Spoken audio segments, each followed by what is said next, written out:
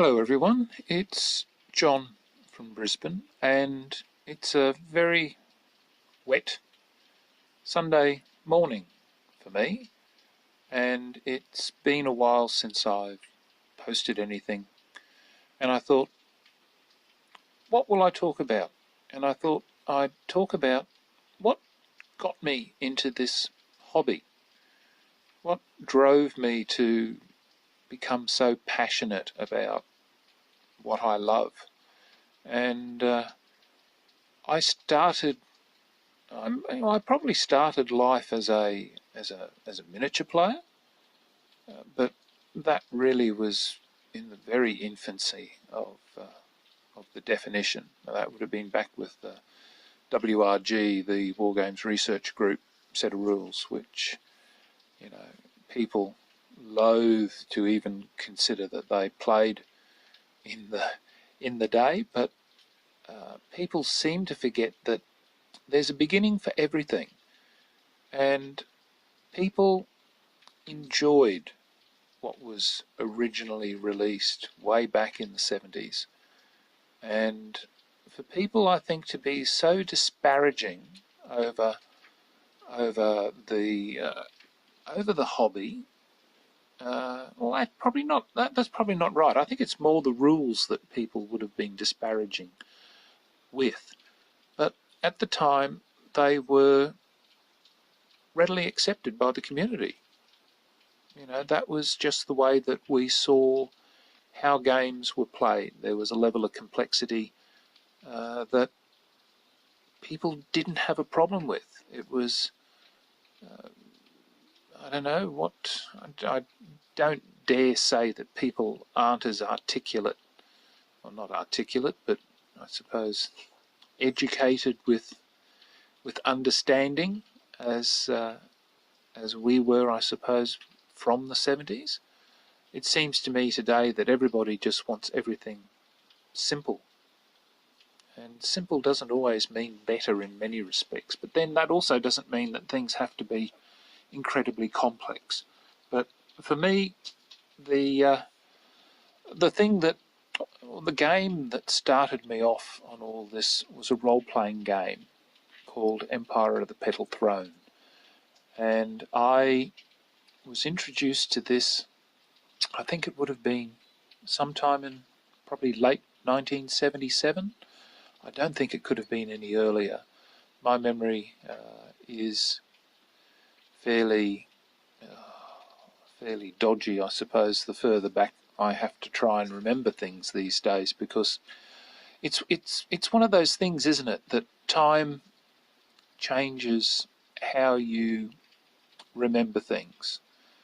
And what you in your youth may have thought was brilliant and exceptional, today you look at and go, my goodness, did I ever enjoy that? It's like when I look at photos from me in the 70s, and all I can see is those horrible tight orange pants or shorts that I had to wear, and it's, oh God. Mind you, of course, I had the body of an Adonis back then, but we'll we'll leave that one alone. I think everybody's interpretation as to how they see themselves, I think, is subjective.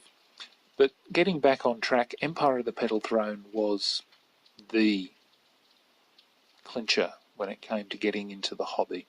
It opened up a whole vista, because I've always had an incredibly fertile imagination. People, I suppose, you need to understand that Australia in the 70s was still very much an isolated nation when it came to getting anything from anywhere else in the world. We would be getting, TV programs from the UK or from North America that were, probably a decade older, which was, just the way it was. It was always very interesting. But the southern states, mainly New South Wales and Victoria, and the two primary capital cities, which was Sydney and Melbourne, were, I suppose, the main place that all the imports and that came into. And Queensland, which is where I live, and I still do now, was viewed as a backwater.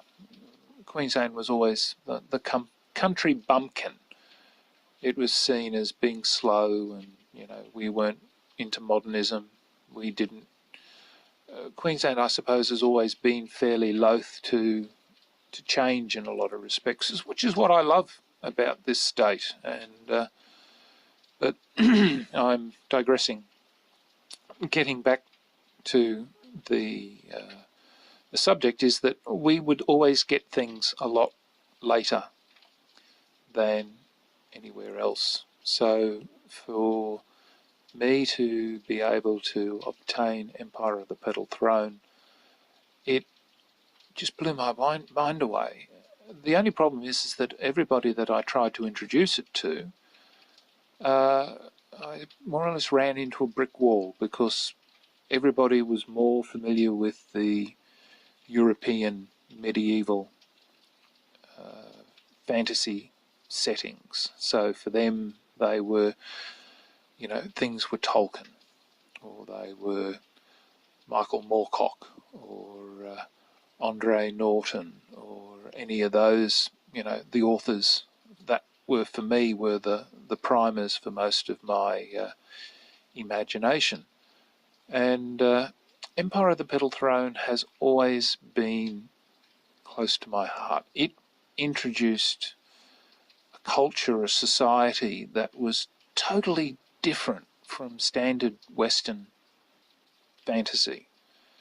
And Professor Barker, who produced, and well, actually it was at TSR in those days, but Professor Barker was the author of the role-playing game, and his works were magnificent. The level of detail that he had put into his world was far beyond anything that had been, in my opinion, available at the time. Eventually I would find RuneQuest, which in itself also had an exceptionally good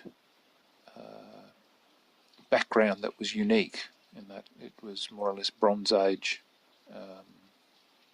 a Bronze Age world, and the world that was developed there was exceptionally good. And it's another one. I'll probably do another little vlog later on about my experience with RuneQuest. But Empire of the Petal Throne was just excellent. It covered so many things. There was only one edition that I missed out on, and that was the second printing. Well, not printing, but the second iteration of the game. And I've never been able to find one for a cost that certainly I could afford, but I've tried to keep up with all the other editions. Like I got Garde Sale, and there were quite a few supplements for that, although it was geared more towards the solo playing as you developed your characters and that. The Book of Ebon Bindings is an excellent primer for people that are looking for otherworldly demons, I suppose, might be the best way to look at it. And the detail that's in there is just superlative. Now, with the Garde Sale release, they produced a Techimal Bestiary, which I found exceptional because it covered a lot of the other, I suppose, fauna that existed on the planet. So you got their version of the sheep, and like everything in Techimal, everything ends up having 6 legs or 6 limbs. So it's unique in that regards. There was a hardcover version which was produced by Guardians of Order. I picked that one up purely because I'm just a collector. I just can't not hang on to hang on to things. Then there were a set of miniature rules, which was interesting because there weren't a lot of, well, there were some producers, but I think their range was fairly limited. I picked up the releases that came from Eureka Miniatures here in Australia around about, I think, 2008, I think it was, and then I got rather disappointed when they sold their rights and that to the miniature range they'd produced to somebody in North America, which of course just made it prohibitively expensive for me to buy them, which was disappointing. But there was also a game called War of the Wizards, which TSR produced. I've got the original booklet for it, and then I got the reprint from Titus House of Publishing, I think it's called. Then there was all the volumes 1 to, oh God, what was it, 1 to 7, 1 to 6? Yeah, 1 to 6 of the Armies of Tekkamel, which for me was just a brilliant read. I picked up the primers, all in the impression that I'd be trying to learn how to pronunciate. I think I actually got a video, not a videotape, an audio tape, a cassette tape. People probably wouldn't even know what a cassette tape is today, but that came with, I think, what I had purchased, which gave you an indication how the language, or how the words should be spoken. And I've got the last version, which is Bethorm, but I only bought it as a PDF due to the fact that I don't visit a lot of game shops these days, and I'm not really keen on online purchasing. But that's just me, because I'm as a pensioner, I've got limited funds, and for me to spend money and then have to wait, I don't know, 2-3 weeks, maybe longer, for an item to turn up, it doesn't give me that gratification, because life's pretty unending. And while I have learnt patience, I just